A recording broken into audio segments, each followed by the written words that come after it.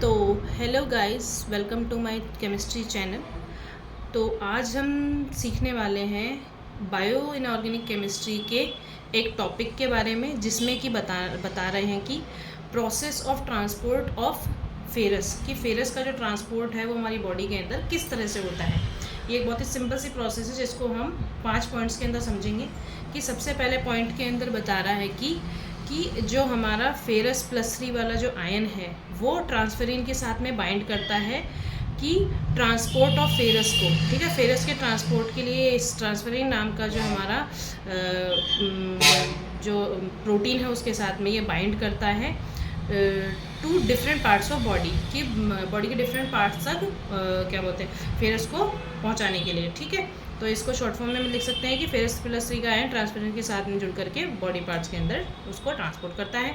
फिर ये बोल रहा है कि फिर जो सेल्स हैं जिनको भी फेरस की नीड है वो एक स्पेशल टाइप का जो है प्रोटीन प्रोड्यूस करते हैं, जिसे कि हम ट्रांसफेरिन रिसेप्टर प्रोटीन कहते हैं, ठीक है।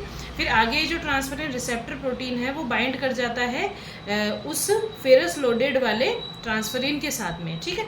उसके बाद में फिर होता है ये है कि ये जो फेरस लोडेड वाला जो कॉम्प्लेक्स है, ठीक है, फेरस लोडेड वाला जो ट्रांसफेरिन वाला जो कॉम्प्लेक्स है वो with transfer receptor enter into the cell. तो सेल के अंदर जो है वो सेल मेम्ब्रेन के थ्रू जो है एंटर करता है सेल के अंदर और इस पूरी प्रोसेस को हम एंडोसाइटोसिस कहते हैं। फिर आगे बोल रहा है कि इनसाइड द सेल, सेल के अंदर जो है लो पीएच मेंटेन किया जाता है by the H+ pumping enzyme. H+ pumping नाम का जो एंजाइम है वो इसको मेंटेन करता है under conditions of low pH.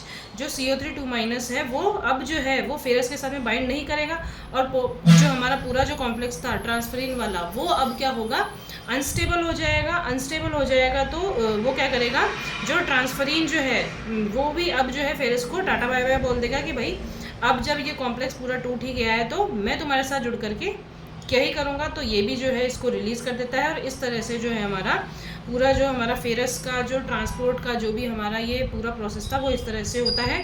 फिर आगे बोल रहा है कि ठीक है, इस तरह से बिकम अनस्टेबल हो जाता है और लॉस ऑफ CO3 हो जाता है।